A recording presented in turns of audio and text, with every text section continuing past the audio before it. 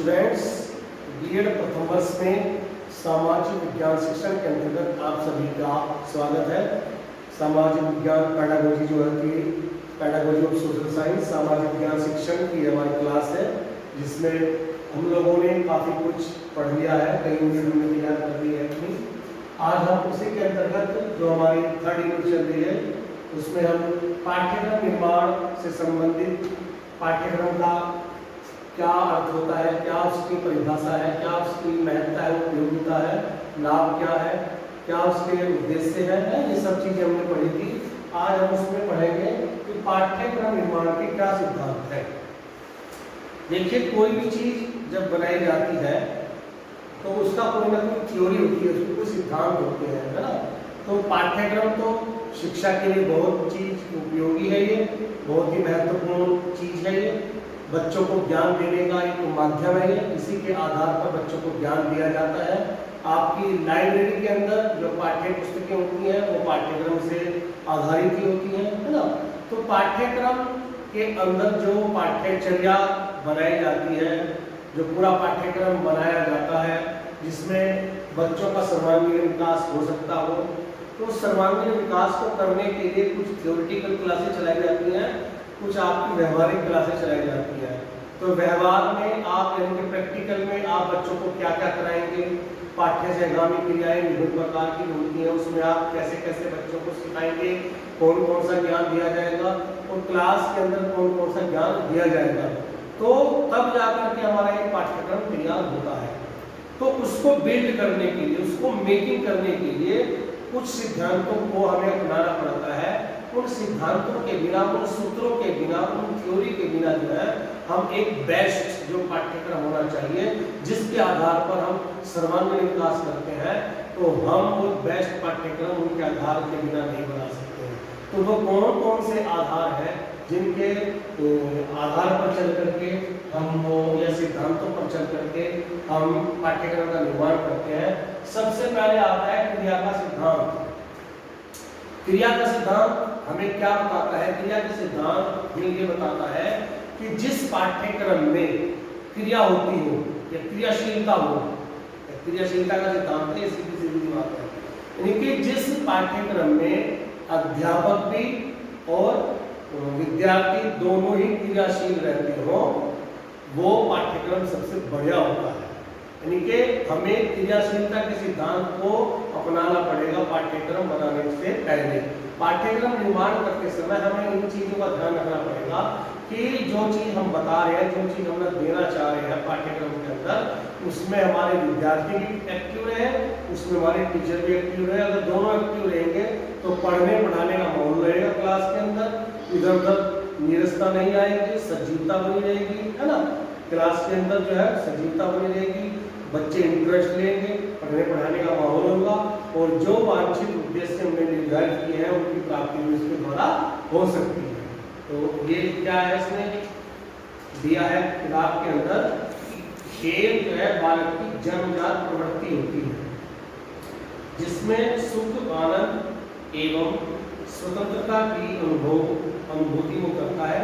तो पाठ्यक्रम के निर्माण में बालकों से जो भी कार्य करने का योजना या सीखने की योजना बनाई जाए, उसमें बालकों को अपनी खेल प्रवृत्ति की अभिव्यक्ति करने का अवसर प्रदान किया जाए। ये क्रियाएं जो व्यक्ति को आत्मा व्यक्ति के लिए प्रेरित करती है, पाठ्यक्रम में शामिल की जानी चाहिए।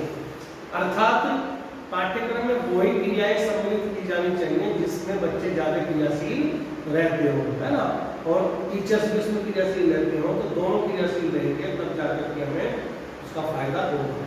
दूसरा इसमें क्या दिया है? उपयोगिता का सिद्धांत। उपयोगिता का सिद्धांत हमें ये बताता है कि जब हम पाठ्यक्रम का निर्माण करते हैं तो हमें उन्हीं पाठ्यक्रम में उन्हीं चीज़ों को, उन्हीं क्रियाओं को डालना चाहिए जो बच्चे के लिए उपयोगी हो, जो बच्चे के सामाजिक जीवन के लिए उपयोगी हो, जो उसके राजनीतिक जीवन के लिए उपयोगी हो, जो उसके शारीरिक व्यक्तित्व के लिए उपयोगी हो, जो उसकी व्यावसायिक कुशलता के लिए उपयोगी हो, है ना।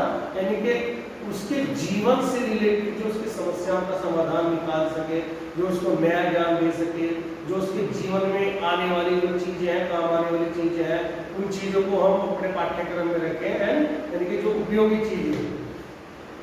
ये कहते हैं कि आज के बालक कल के प्रौढ़ हैं तथा किस देश के भावी नागरिक है। अतः पाठ्यक्रम का निर्माण इस प्रकार किया जाए कि वो प्रौढ़ जीवन में उत्तरदायित्व के योग्य बन सके तथा यह पाठ्यक्रम भावी जीवन में उपयोगी सिद्ध हो सके। यानी कि उसके भावी जीवन में काम आने वाली जो चीजें हैं उस उनको अगर हम सिखाते चलेंगे तो उनके लिए फायदेमंद होगा।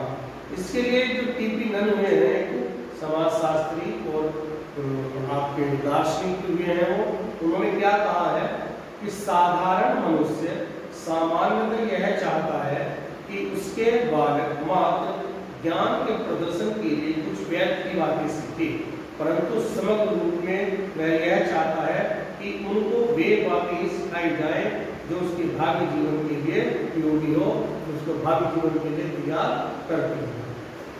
तीसरा आता है इसमें लोच का सिद्धांत। लोच का सिद्धांत क्या मतलब? लचीलेपन का सिद्धांत। पाठ्यक्रम जब हम निर्माण करते हैं तो उसमें हमें लचीलापन छोड़ देना चाहिए, क्योंकि समाज एक परिवर्तनशील होता है। समाज में तरह तरह की परिवर्तन होते रहते हैं, कुछ आने वाले समय के अनुसार परिवर्तन होते रहते हैं, संशोधन होते रहते हैं, क्योंकि समाज की जो आवश्यकताएं हैं, उनकी डिमांड है, उनकी मांग है, वो चेंज होती रहती है समाज की, है ना। तो नई नई इनोवेशन होती रहती है समाज में, खोज होती रहती है समाज में। तो उसके हिसाब से जो है फिर पाठ्यक्रम में अगर लचीलापन नहीं होगा, अब वही परंपरागत पुराना पाठ्यक्रम चलता रहेगा तो हम लोग जो है पिछड़ जाएंगे और हमारा पाठ्यक्रम जो है वो पिछड़ा महसूस देगा। तो इसमें क्या कह रहे हैं कि पाठ्यक्रम जो है लचीला होना चाहिए, अर्थात ऐसा होना चाहिए जो बदली हुई परिस्थितियों के अनुसार या बातचीत की आवश्यकताओं के अनुसार जो है सरलता के साथ परिवर्तित किया जा सके। यानी कि जिस प्रकार का हम जो है उसमें परिवर्तन चाह रहे हैं वो हम परिवर्तन अटेंड कर सकते, जिस तरह का उसमें होना चाहिए। नेक्स्ट कह रहे हैं सामाजिक वातावरण का सिद्धांत। सामाजिक वातावरण का सिद्धांत का मतलब क्या है कि पाठ्यक्रम का निर्माण करते समय हमें जो स्थानीय सामाजिक वातावरण होता है उसका पूरा ध्यान रखना चाहिए। सामाजिक अध्ययन के मुख्य उद्देश्य राष्ट्र एवं विश्व की सामाजिक स्थितियों, विशेषताओं एवं परंपराओं से प्रभावित होते हैं। फिर भी इन उद्देश्यों की पूर्ति में स्थानीय वातावरण अपना प्रमुख स्थान रखता है, क्योंकि यही राष्ट्र एवं विश्व की स्थितियों की आधारशिला होता है। स्थानीय वातावरण के ज्ञान के अभाव में हम इनका ज्ञान प्राप्त नहीं कर सकते। अतः सामाजिक अध्ययन के पाठ्यक्रम में स्थानीय सामाजिक विशेषताएं, परिस्थितियों को स्थान दिया जाना चाहिए। यानी कि जिस समाज में हम रहते हैं उस समाज का अगर हमें ज्ञान नहीं होगा, उस समाज के जो उद्देश्य है, लक्ष्य है, उसकी जो सभ्यता है, उसका रहन सहन, उसके रीति रिवाज, उसका पर्व जो होता है, अगर उसकी हमें जानकारी नहीं होगी, उसके लिए हम बच्चों को तैयार नहीं करेंगे तो अपनी संस्कृति को कैसे सुरक्षित रखेंगे, अपनी सभ्यता को कैसे सुरक्षित रखेंगे, अपनी संस्कृति को कैसे विकसित करेंगे, अपने समाज को कैसे विकसित करेंगे। तो उसी प्रकार का हमें ज्ञान उसमें देना चाहिए। पाठ्यक्रम में पाठ्यक्रम को बनाते समय हमें समाज की स्थिति का, परिस्थिति का, उनके उद्देश्य, लक्ष्यों की, संस्कृति का हमें ध्यान रखना पड़ेगा। नेक्स्ट आता है इसमें इस समय की व्यवस्था का सिद्धांत। समय की व्यवस्था का सिद्धांत क्या कहता है कि सामाजिक अध्ययन के पाठ्यक्रम निर्माण के समय यह बात ध्यान रखनी चाहिए कि किसी विशेष कक्षा के लिए इस विषय को कितना समय दिया जाना चाहिए या कितना समय उपलब्ध है। दूसरे शब्दों में हम कह सकते हैं कि कोर्स को पूरा करने के लिए पाठ्यक्रम में पर्याप्त समय की व्यवस्था कर देनी चाहिए। यानी कि पाठ्यक्रम जो है मान लिया 1 साल का पाठ्यक्रम है तो हमारा 1 साल में हमारी छुट्टियां भी होती हैं, कुछ संडे होते हैं, कुछ हमारे त्योहार होते हैं, कुछ अटेंडेंट की छुट्टियां हो जाती हैं। तो इसी तरह से हमारा पाठ्यक्रम का निर्माण करना चाहिए जो हमारे समय के हिसाब से वो पूरा हो जाए, तो ना तो कम रहे और ना ज्यादा रहे, तो ये भी हमें रखना पड़ेगा। नेक्स्ट है प्रत्यक्ष अनुभव का सिद्धांत होता है। सामाजिक अध्ययन का पाठ्यक्रम ऐसा होना चाहिए जिसमें बालक स्वयं प्रत्यक्ष अनुभव कर सके। इसके लिए पाठ्यक्रम में ऐसी विषय सामग्री को स्थान दिया जाना चाहिए जिसमें बालक स्वयं करके सीखे। पाठ्यक्रम में उन सब अनुभव को स्थान दिया जाना चाहिए जिनको बालक विभिन्न क्रियाओं के माध्यम से प्राप्त कर सके। यानी कि पाठ्यक्रम में ऐसी क्रियाएं होनी चाहिए जिससे बच्चों को ऐसा प्रोजेक्ट दिया जाना चाहिए जिससे बच्चे उसमें क्रियाशील रहें और उनके आगे समस्या क्रिएट आए। जब समस्या क्रिएट होगी तो वो उसको सोल्व करने के लिए विभिन्न क्रियाएं करेंगे तो उनको एक्सपीरियंस प्राप्त होगा, अनुभव प्राप्त होगा। यानी कि जब तक उनको कोई अनुभव प्राप्त नहीं होगा तब तक उसको फायदा नहीं है। तो प्रत्यक्ष अनुभव का सिद्धांत उनको होना चाहिए कि किस तरह का ज्ञान, किस तरह की थ्योरी उसमें डालनी चाहिए। नेक्स्ट कह रहे हैं कि व्यक्तिगत विभिन्नताओं का सिद्धांत। समाज में या संसार में हम कह सकते हैं कि हर व्यक्ति की अपनी अपनी विभिन्नता होती है। दो व्यक्ति एक समान नहीं हो सकते, रंग में भी, रूप में भी, कदकाठी में भी, है ना, और आपका बौद्धिक क्षमता में भी, मानसिक योग्यता में भी, है ना, उनकी रुचि अलग अलग हो सकती है, उनकी इंटरेस्ट अलग अलग हो सकती है, उनकी अभिवृत्ति अलग हो सकती है, उनका ज्ञान प्राप्त करने का तरीका अलग अलग हो सकता है। तो वो कह रहे हैं कि इन सब चीजों का ध्यान रखने के बाद में हमें पाठ्यक्रम का निर्माण करना चाहिए। सामाजिक अध्ययन पाठ्यक्रम का निर्माण व्यक्तिगत विभिन्नताओं के आधार पर किया जाना चाहिए, अर्थात इसका निर्माण इस प्रकार किया जाए जो बालकों में व्यक्तिगत रुचियों, क्षमताओं इत्यादि में विभिन्नता पाई जाती है। चूंकि सभी बालकों में व्यक्तिगत विभिन्नता होती है, इस कारण से सभी के लिए एक जैसा पाठ्यक्रम उपयुक्त नहीं हो सकता है। नेक्स्ट कह रहे हैं समन्वय का सिद्धांत। समन्वय का सिद्धांत क्या कहता है? किसी भी ज्ञान को सरल एवं स्पष्ट करने के लिए समन्वय का महत्वपूर्ण स्थान होता है। उनमें कोऑर्डिनेशन होना चाहिए विचारों में। तो सामाजिक अध्ययन के पाठ्यक्रम निर्माण के समय इस बात का ध्यान रखें कि ज्ञान एक समन्वित इकाई है तथा इसको सुविधा के लिए विभिन्न भागों में बांटा जाता है। समन्वय हमें उस इकाई का स्पष्ट ज्ञान देता है। इसके पाठ्यक्रम निर्माण में जो विषय निर्धारित किए जाए उनमें आपस में समन्वय होना चाहिए, क्योंकि ज्ञान के उचित स्पष्टीकरण के लिए समन्वय बहुत जरूरी होता है। नेक्स्ट आता है इसमें प्रजातांत्रिकता का सिद्धांत। प्रजातांत्रिकता का सिद्धांत क्या कहता है कि पाठ्यक्रम ही भावी आदर्श नागरिकों के निर्माण में सहायक सिद्ध हो सकता है। तो इसकी सहायता से बालक के अंदर उन गुणों का विकास किया जाता है जो प्रजातांत्रिक मूल्यों जैसे समानता है, स्वतंत्रता है, भ्रातृत्व है, सहयोग, तार्किक विचार शक्ति, उदार दृष्टिकोण, सामाजिक संवेदनशीलता है या एक कुशल नागरिक बनना या एक अपने देश के प्रति त्याग की भावना, प्रेम की भावना, सहयोग की भावना, जो प्रजातांत्रिक मूल्य है, हमारे धर्मनिरपेक्षता है, समाजवाद है, स्वतंत्रता है, समानता है, जो इसकी जानकारी दे सके। तो इन प्रजातांत्रिक को जीवित रखने के लिए प्रजातांत्रिक मूल्यों का जीवित रहना जरूरी है, उनका स्ट्रॉन्ग होना जरूरी है। तो जब वो स्ट्रॉन्ग कब होंगे जब हम बच्चों को उस तरह का ज्ञान देंगे।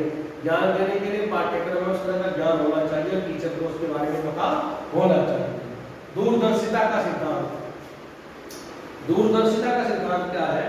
सामाजिक अध्ययन के पाठ्यक्रम में ऐसी विषय वस्तु और क्रियाओं को स्थान दिया जाना चाहिए जिनके द्वारा बालक जो है भावी जीवन में आने वाली परिस्थितियों के साथ समायोजन स्थापित कर सके। एक रायबर्ट में है विद्वान, उन्होंने क्या कहा इसमें कि बालक जो कुछ विद्यालय में सीखता है उसके द्वारा उस संसार की जीवन परिस्थितियों के संग समायोजन करने के योग्य होना चाहिए, जो उसे आवश्यकता पड़ने पर उन परिस्थितियों में परिवर्तन करने के योग्य बना सके। तो ये दूरदर्शिता का सिद्धांत होता है।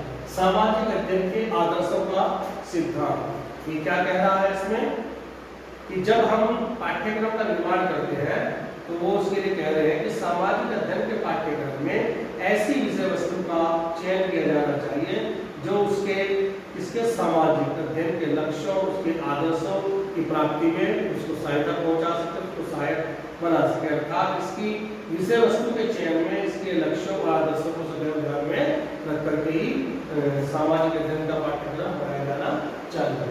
बाल केंद्रित सिद्धांत। बाल केंद्रित सिद्धांत का मतलब क्या है? एक होता है अध्यापक केंद्रित, एक होता है बाल केंद्रित, जिसमें ज्यादा क्रियाशील अध्यापक रहेगा, अध्यापक का वर्चस्व रहेगा, वो अध्यापक केंद्रित पाठ्यक्रम रहेगा। और जिस पाठ्यक्रम में बालक जो है उसमें वर्चस्व रहेगा, बालक क्रियाशील रहेगा, बालकों को छूट होगी, बालक अपने प्रश्नों को, अपने डाउट को, अपनी समस्याओं को क्लियर करता चले, टीचर से पूछता चले, है ना, टीचर उसके प्रश्नों का उत्तर देते चले, उसको डाउट क्लियर करते चले, तो वो बाल केंद्रित सिद्धांत होता है। तो हमें बालकों की विभिन्न रुचियों का, उनकी बौद्धिक क्षमताओं का, मानसिक योग्यताओं का, अभिवृद्धियों का हमें ध्यान करके पाठ्यक्रम का निर्माण इसमें करना चाहिए, क्योंकि बालकों की बुद्धि, आयु, ये भी सब अलग अलग होती है, कुछ आवश्यकता, क्षमताएं, योग्यताएं हैं, प्रवृत्तियां ये अलग अलग होती हैं। तो इसके हिसाब से उनको ध्यान में रख करके हमें पाठ्यक्रम बनाना चाहिए। वही पाठ्यक्रम जो है बाल केंद्रित पाठ्यक्रम कहलाता है। संस्कृति सभ्यता का एक ज्ञान का सिद्धांत, यानी कि पाठ्यक्रम का निर्माण करते समय हमें जिस भी देश का, हम तो अपने भारत के देश की बात करेंगे तो भारत की संस्कृति क्या है, भारत की सभ्यता क्या है, अगर कुछ चीजों का ज्ञान उसमें नहीं दिया जाएगा तो पाठ्यक्रम बेकार है। तो इसीलिए हमारी संस्कृति क्या है, हमारी सभ्यता क्या है। संस्कृति आध्यात्मिकता को ले रही होती है, सभ्यता होती है हमारी भौतिकवाद की तरफ। भौतिकवाद में जो हमारे खोज होती है, विभिन्न पुर्जे उपकरण होते हैं, जो नई नई खोज हो रही है, वो हमारी सभ्यता में आ जाती है, भौतिक जगत की तरफ इशारा करती है। और संस्कृति हमारी आध्यात्मिक जगत की तरफ इशारा करती है।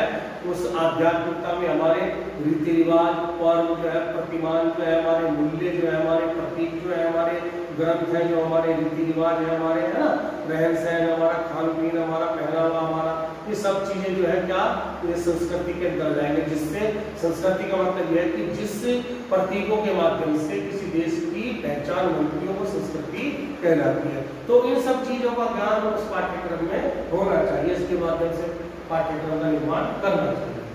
और लास्ट में कह रहे हैं कि सामुदायिक जीवन के साथ संबंध होना चाहिए। सामुदायिक जीवन क्या होता है, एक तो होता है व्यक्तिगत जीवन, एक होता है सामुदायिक। व्यक्तिगत तो अकेला हो जाएगा या उसके परिवार का हो जाएगा, और समुदाय का मतलब पूरे समुदाय का, पूरे समाज का, पूरे समाज के साथ जो है उसका जुड़ा हुआ होना चाहिए।